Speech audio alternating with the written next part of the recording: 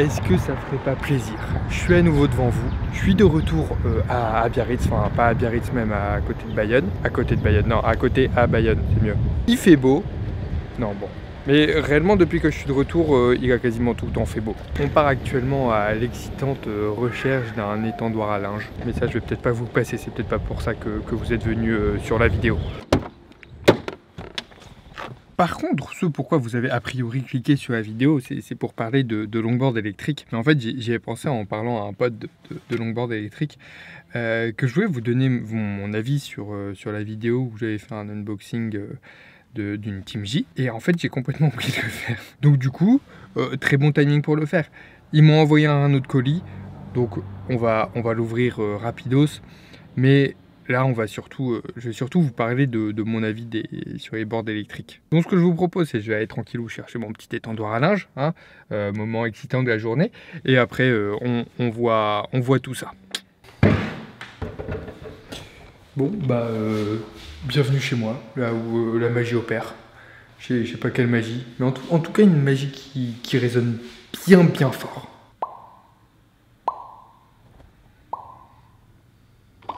Ouais, c'est parce que c'est encore un petit peu vide. Donc là, c'est là où je travaille, vu qu'il y a mon bureau. C'est quand même plus pratique de travailler là où il y a le bureau. Là, c'est un radiateur, un de mes radiateurs, donc des Atlantique E210. Voilà. Il chauffe, vu que c'est des radiateurs. Bon bref, je suis pas du tout là pour vous faire un room tour, mais pour vous déballer ce petit carton. Alors, initialement, c'était pour vous déballer ce petit carton. Voilà, que voilà. Mais tout à l'heure, je suis allé chercher mon canapé. Donc, 2 gros cartons là, c'est quand même plus alléchant de faire un unboxing de ça. Donc aujourd'hui, on a toujours un petit unboxing de board électrique ou de canapé. Ça me chauffe quand même, mais on est sur une chaîne de longboard, donc go sur la board électrique.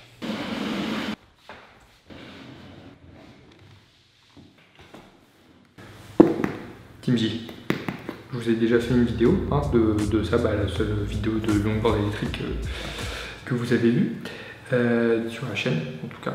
Mais j'espère que vous consacrez tout votre temps à ma chaîne, donc que c'est la seule vidéo de longboard électrique que vous ayez vue.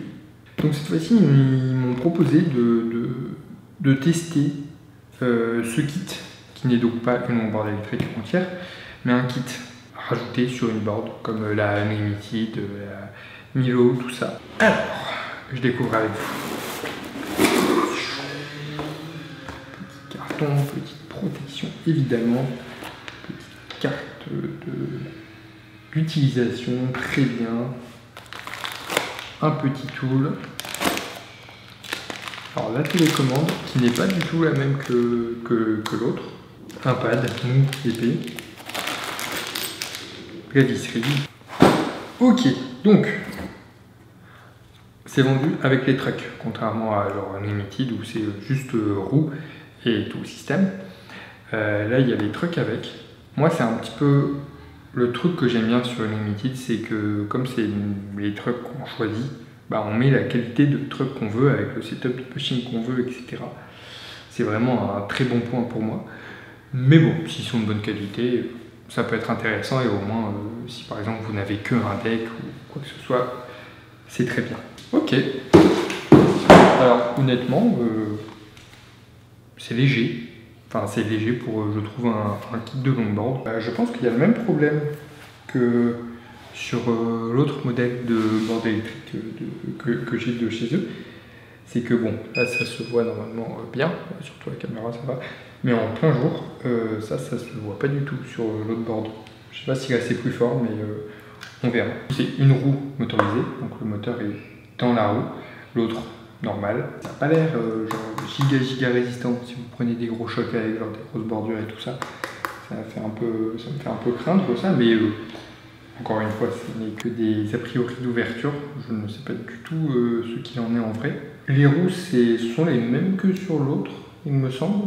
Donc rien à dire en particulier en plus. Les trucks, Les bushings ont l'air d'un uréthane très approximatif, honnêtement. Et les trucks n'ont pas la qualité, en tout cas visuellement, de ce que peut être des paris sous calibre. Donc c'est à voir sur le terrain, mais pour les a priori, c'est ça. Donc chacun sa petite fait. Donc un bouton power, ok. Pas d'écran tactile, mais du coup on voit bien le niveau de la batterie, si ça va se connecter, tout ça. Et un bouton reverse pour mettre, je suppose, en marche arrière quand on fait accélérer, je suppose. Et le plastique utilisé, peut-être pas la même qualité de résistance que les Limited ou quoi. Mais bon, il faut bien que la différence de prix soit trouvée quelque part. Ok, bon, je vais checker les caractéristiques vite fait sur le site. Elles sont assez faibles en fait. Par exemple, elle va à 26 km/h max. Ce n'est pas énorme, ça monte du 15 degrés de pente. La range annoncée c'est 10 km, probablement un petit peu moins. Mais le truc, c'est que ça coûte 300 $, 258,89 €. Donc pour moi il y a vraiment deux possibilités. C'est soit c'est pas cher avec des performances assez faibles, ce qui explique le prix, mais la qualité est ok, enfin c'est pas dangereux à utiliser ou quoi. Soit c'est vraiment pas cher et pas fou. Et si c'est pas fou, c'est potentiellement assez dangereux pour une board électrique. Mais bon, je vais monter tout ça. En tout cas, ça a l'air plus facile à monter que Limited, tout ça, beaucoup plus rapide pour changer de board en board. Je ne sais pas encore sur quoi je vais la monter, mais on va voir. Et on va aller tester ça, ce qui va me permettre, moi, de mon côté, d'aller faire un petit tour vers un coin que je voulais voir, pas trop loin de chez moi, pour voir s'il y a des petites pentes, tout ça. Et donc, de discuter, comme prévu, de ce que je pense des boards électriques en général. Puis bon, donner mon petit avis rapide, mais c'est pas une review, hein, je rappelle, c'est juste de tester, de voir ce que ça fait. Mais en tout cas, je suis vraiment surpris par le prix. Hein. Si c'est pas dangereux, ça peut vraiment permettre d'accéder au board électrique, et en tout cas un autre moyen de déplacement. Allons tester ça.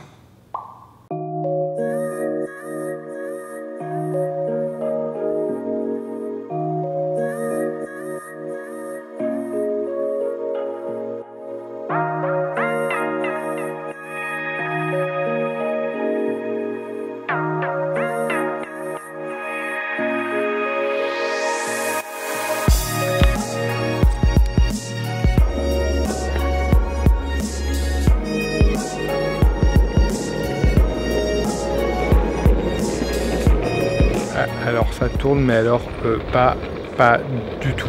Je suis dans la campagne à côté de Bayonne, je voulais voir à quoi ça ressemblait, la campagne qu'il y avait autour de Bayonne, enfin quand on va un petit peu plus dans les terres.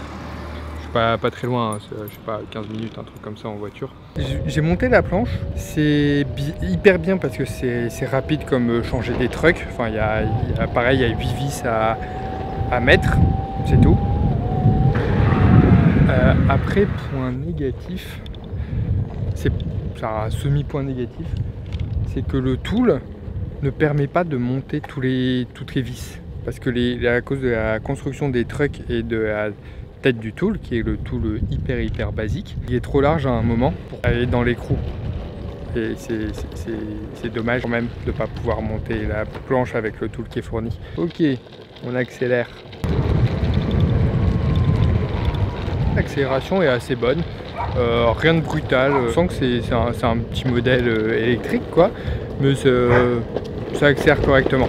Par contre les trucs comment ils sont livrés, ils sont beaucoup trop serrés, donc ça rend la chose intournable, immanœuvrable, c'est mieux qu'un intournable, ça se dit pas du tout. Et si on dessert trop, bah il y a du jeu, donc c'était un petit peu ma crainte, c'est que les trucks sont de trop mauvaise qualité. Là je les ai desserrés au maximum sans qu'il y ait de jeu.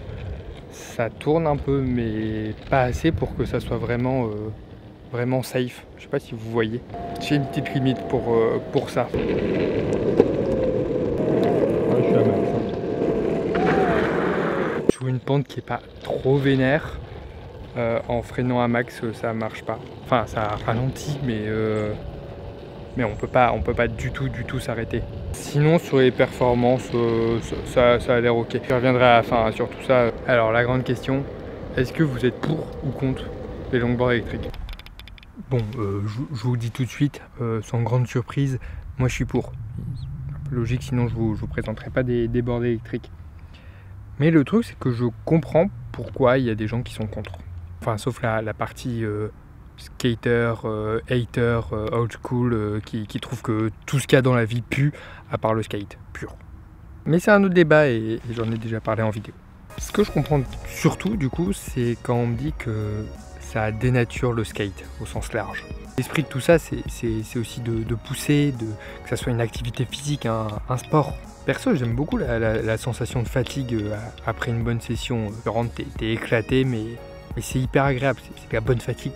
Pour les gens qui aiment faire de la course à pied, du cyclisme ou tout ça, ça a encore plus de sens d'aimer le cruising sur une board classique. Cruising, la rando, tout ça, ça s'approche beaucoup plus de cet esprit. Moi, j'aime pas vraiment me déplacer en board, genre je préfère aller quelque part en board que à pied, c'est sûr, ou qu'en autre moyen de locomotion de manière générale, je préfère, mais ça veut pas dire que j'aime faire un trajet en board. Parce que de base, j'aime pas faire un trajet en fait. Et je sors absolument jamais pour aller faire un cruising tout seul. Ça serait plus pour aller visiter un endroit, visiter une ville ou un endroit de campagne, tout ça, en board plutôt qu'à pied. Ça, ouais, carrément. Mais je sais que c'est vraiment très personnel et que beaucoup de gens aiment aller faire du cruising, tout ça. Et j'aimais bien, hein, je commençais par là, mais avec les autres disciplines de longboard que j'ai commencé à faire, bah, je les ai largement préférés au fait de cruiser, donc quitte à choisir. Mais là où ma vision diffère, ça s'éloigne de l'esprit skate, personnellement, c'est que la motorisation de la longboard, c'est pas pour moi une évolution de la longboard. C'est juste une branche différente, un chemin différent. Et c'est pour ça que même si moi j'ai plusieurs longboards électriques et que j'en fais, ça ne m'empêchera jamais d'aller faire des sessions de freeride, de dancing, tout ça. C'est vraiment des trucs totalement à part. Une autre utilisation. Et je préfère très largement aller faire une session. Il y a un côté honnêtement que je trouve très agréable hein, dans le fait d'aller cruiser en électrique par rapport à la vitesse, aux sensations, tout ça. Mais je vois vraiment la longboard électrique comme un mode de transport. C'est un peu comme avoir un vélo et une voiture. Si tu veux aller chez un pote qui est à 2 km en vélo, nickel. Si tu veux aller à Ikea à 8 km, bon bah un peu plus compliqué. Donc plus voiture. Encore 8 km ça se tente en vélo, mais vous avez compris l'idée.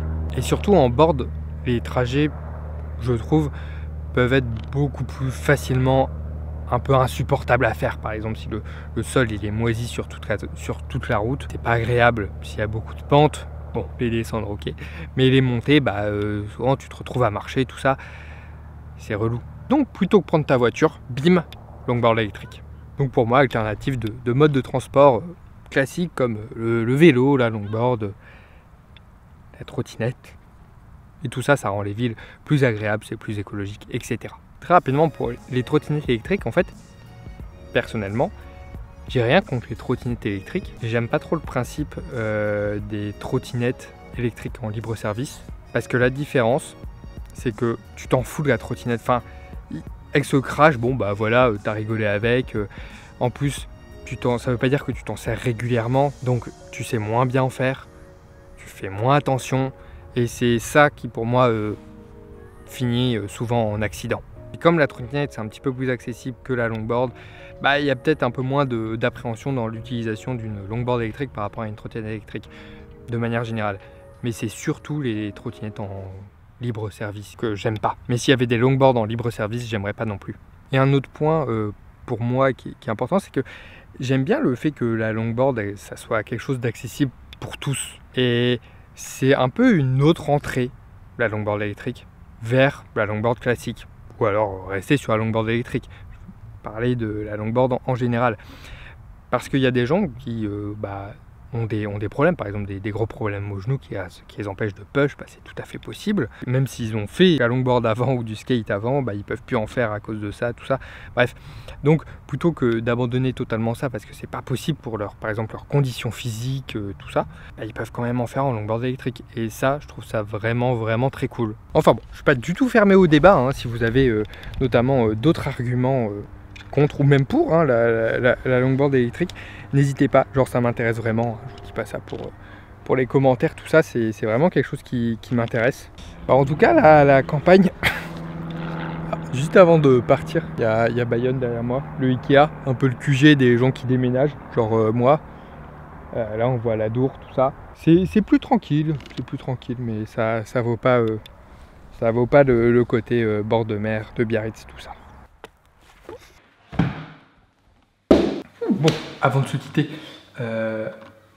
encore une fois, ce n'est pas une review, c'est la première fois que je l'utilise, donc ça n'a rien d'un test réellement, hein, ce que je vous dis, ça se trouve, changerai d'avis, tout ça, mais très léger récap de ce kit. Je vais d'abord faire les points positifs puis les points négatifs.